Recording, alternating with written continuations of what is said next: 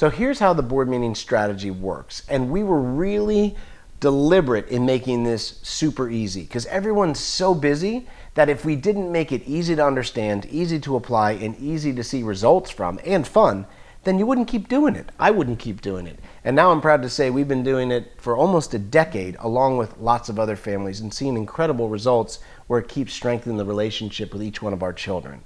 So here's how the board meeting strategy works. Very simply, every quarter, every 90 days, we have a board meeting, an important meeting with each one of our children for a minimum of 4 hours. And there's only 3 guiding principles. The first principle, do you want to talk about? Sure. One-on-one time. So you get one-on-one with your child. It's the same as any large organization or sports team. You separate the parts to strengthen the whole. So you have your coaches for each part of the team, or you have your managers for each part of your organization, and you get together and you're one-on-one and you go deep and you learn new principles, or you learn new things about each other, or skills, how you can help the whole. So you separate the parts to strengthen the whole. That's all one-on-one means. So you get one-on-one, you and your child, not their best friend, not your wife, not your sister, one-on-one. Yep. All those people are important, but not for a board meeting. One-on-one is the most simple and overlooked principle for family connection, getting one-on-one. And the second thing is intermittent tech fasting. So we say that on our board meetings, we're without electronics. Now, we're not saying that you have to get rid of your phones forever or your laptops. Those help you stay connected and help you probably provide for your family. But on a board meeting, it's time to disconnect to reconnect. We do something in our family called intermittent tech fasting, where we all turn off our technology for certain times of the day or week or month or year so that we're more connected and having more conversation. This is what happens on a board meeting. My phone goes off and my 16-year-old son's phone goes off. That way, we're in complete communication. There can be no distractions, not that one text, not that one tweet. So one-on-one and then without electronics, an intermittent tech fast during our board meetings.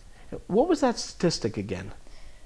80 times a day, at least, on average, we look at our phones. Can you imagine what that does for your relationship? If you're one-on-one with your children and your phone goes off and you put it in your face, it's so discouraging, it's so distracting. It actually does something into your brain and your pathways that just derails you. I know it happens to me all the time, and during these important board meetings, I don't want that to happen. So the phone goes off.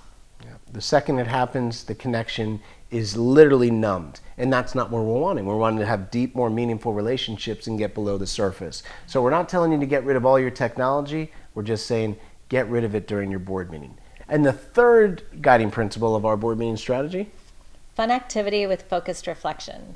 Notice the word fun in there. Your child gets to choose the activity of the day.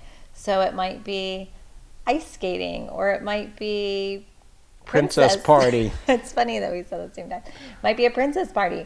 It might be a tea. It might be baseball. It might, it's limitless. We've climbed the lighthouse. We've gone surfing. We've gone for walks. We've taken our oldest driving. The amount of things that you can do are limitless, but you must have fun.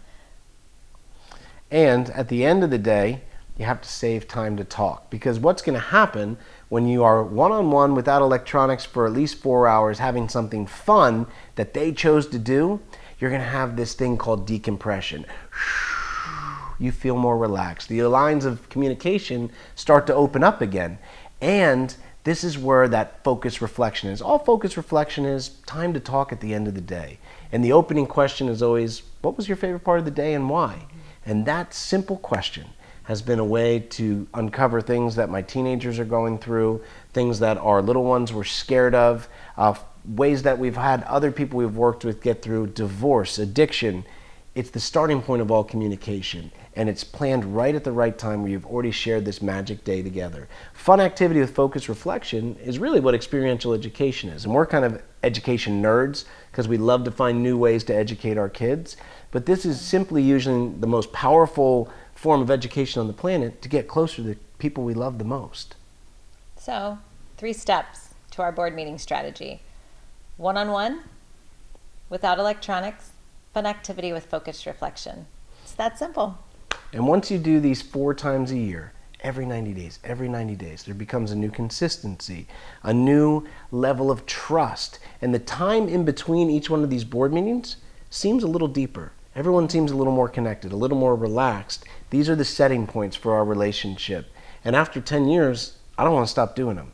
And we hear the same results from so many of our community that have been practicing the same thing.